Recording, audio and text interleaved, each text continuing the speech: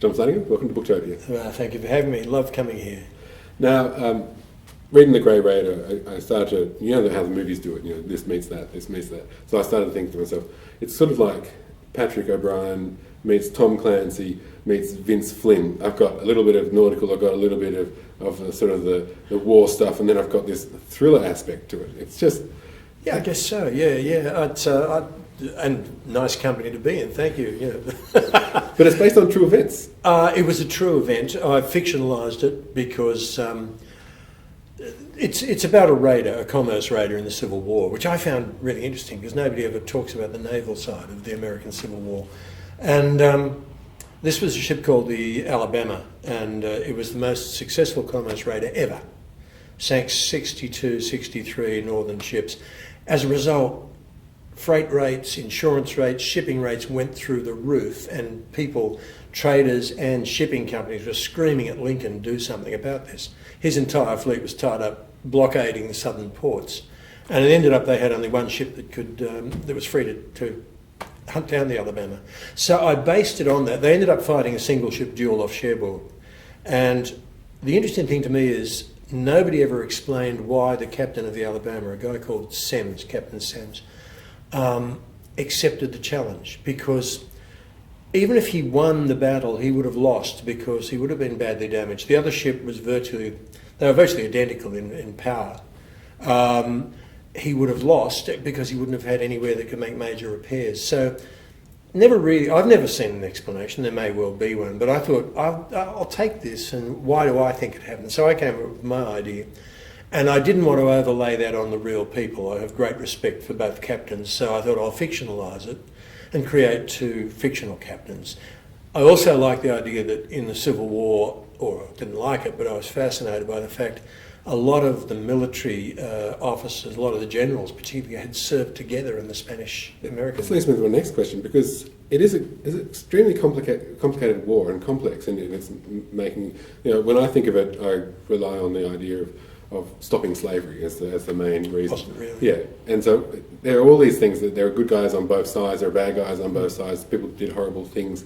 Have you made any, in your reading of it, have you made better sense of it through all your research? Well, as I say, I intentionally didn't do a great deal of research because I wanted to create my own characters. I didn't want to be constricted by the real people. Yeah. So at a certain point, I mean, look, it's my theory that it was a result of Southern pride, if you like, that sense they had that they were the aristocracy. So I've created two very contrasting captains. The southern captain is sort of very aristocratic and a landowner, and the northern captain is the son of a fisherman who's gone through the Naval Academy, but he's bluff and he's coarse, and his name is Samuel S. Stacey, known as Old Triple S, or Shit Stirred Slowly. He's vile, he's profane, but he's a very good naval officer, and they hate each other's guts. And the espionage aspects of the novel, are they where they fit? Are they truth? Are they fiction? Totally made up. I thought you can't have a... I refer to it as a sprawling saga. Can't have one without a beautiful southern spy. So that's where the character of Kitty Averill or Lucan or I can't remember her other pseudonym comes from. I thought she has to be there. What was true was there was a guy, he only features very briefly in the book now, but a guy called John Nesbitt, who was the head of Southern Intelligence, but he wasn't like Robert E. Lee and Jeff, what was his name, the president of the Confederacy, it doesn't matter. They didn't like the idea of spies. It wasn't gentlemanly. Yeah. So he was never sort of accepted or recognised by the upper levels of the South. And the North were the same. Spies, ooh, nasty, nasty. So that part of it is based on some truth. He doesn't feature very heavily now. The character who is the spy is actually, strangely enough, originally from the North. And she's a gambler, professional gambler, very beautiful, sort of finds a way into spying.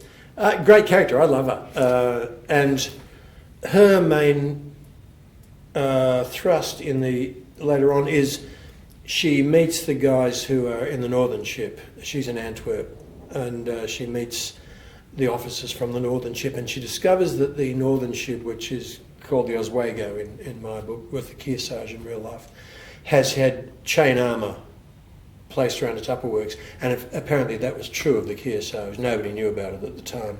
This becomes a sort of a crucial point in the eventual battle when the captain of the Manassas, which is my southern ship, has to decide whether he'll open proceedings with either solid shot or high explosive shot. Are you psychologically ready for the emails from say nautical nuts, or even the Civil War fanatics, the historians, the ones who love the details, and that go, that knot wasn't around in such and such a date? I don't. There's only one thing that is an anachronism in that sense, and I needed it. Originally I thought that the Alabama had this, but it didn't. I've looked since. And that is, I've given both ships a forward bridge, a transverse bridge, instead of the traditional control position was on the poop deck. And I sort of figured with a chimney and smoke, it didn't make a lot of sense. Yeah. But also I needed the ship to have a mechanical steering engine. This is again another plot point, which because of the remote sighting of the bridge from the rudder, it has to have, and that becomes a key thing in the storyline. And also lets me blow the bridge up and all sorts of stuff like that. So don't write to John Flanagan about that. Okay. Yeah, yes. Yeah, you don't try this at home. Yeah. One of the things that struck me was this with the rules of war and the codes of honour and these aspects of which in today's warfare and life we don't see as much. Is there something attractive about those kinds of things? It's kind of hypocritical in a way when you look at it. Yes, those things were there. I mean, in a lot of the land battles, the generals knew each other. I mean, there was one scene where one of them visited the other, like on the eve of the battle, and sort of said, "Please give my regards to your good lady wife," who dined with them so often, and the next day he was killed. And that sort of sense of gentlemanly behaviour was definitely there. By the same token, there was a very ungentlemanly aspect to it, where they were using these, in the land war, they were using these things called minié balls, which were a conical bullet, which, because it was conical, if it hit it, went like that and just tore huge holes in people. That's not particularly gentlemanly. No. There were generals who were leading their men forward, with the sword and holding their hat in the air, bang, gone. Yeah. I think there were certain conventions, and I think possibly the one you were talking about is the sword. What happens to the captain's sword at the end of the book? Yeah, those things happened. There was the sense, I think, that it went through the English Navy as well, and in their battles against Napoleonic France, that they would fight ships called privateers, which weren't naval ships. They were armed ships, and their role was to attack commerce. And they would be given a licence to do so by the French government. And the English had them too. But they were regarded as, they're really pirates. They weren't. They had rules of engagement they had to abide by, and generally they did. So it's a mix. Sometimes they were nice, but not always. Now, your fans, your Rangers Apprentice fans, the original readers of that are reaching an age now where they will be picking up the Grey. I hope so. Yeah. I hope so. Because the Rangers have been out there now for 10 years, and I guess kids would start reading them, boys between the ages of 10 and 12. So a lot of those are going to be 18, 19, 20. So I'd hope they'd pick it up. And Brother Band, the latest series, tends to have a slightly older readership as well. Now that's been out there for, I think, 3 years now. So I can imagine also when your fans hear that you've wasted your time writing an adult book when you could have been writing 2 or 3 more Rangers books, they're going to be quite upset. Is there anything else coming for Rangers fans? Oh, is there ever? Yes, of course there is. My wife's currently proofreading it. There's a book called Tournament at Gorland, which is the first of 2 prequels, and it deals with Holt and Crowley when they're in their 20s, when they first meet. Yep. And they engage with Morgareth, or as I've had to become used to calling him, Morgarath. In Europe they call him Morgarath, and in America the same. We have this thing of putting the emphasis on the first syllable, but Morgarath.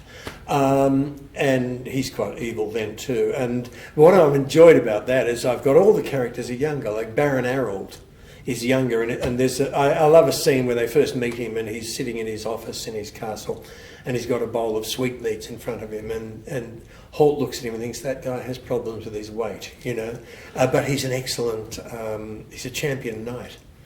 In fact, he appears to be the one who will defeat Morgareth. Morgareth has been the champion knight of the kingdom for Morgarath for some years, for 5 years, and it looks like the person who's about to supplant him is Harold. And I love having that. Here he is younger. He was really quite a dude, you know. Yeah.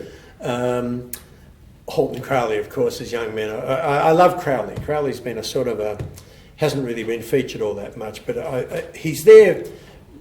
Often his purpose is to keep Holt in place because he takes the mickey out of him constantly. So they're being young. I've realised that, and Prince Duncan is young.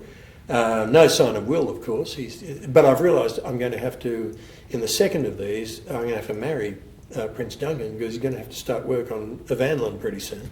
On having her anyway. So he'd better get a wife. It's fun. It's fun doing that. In fact, my daughter's just read it. She's had an advanced copy, and she said, now that I know what they were like, I'm going to go back and read the first one again because I can see where they all came from. Oh, well done. Yeah. Yeah, very nice. Yeah. John Flanagan, thank you very much for talking. Thanks very much. The Grey Raider is available from booktopia.com.au right now.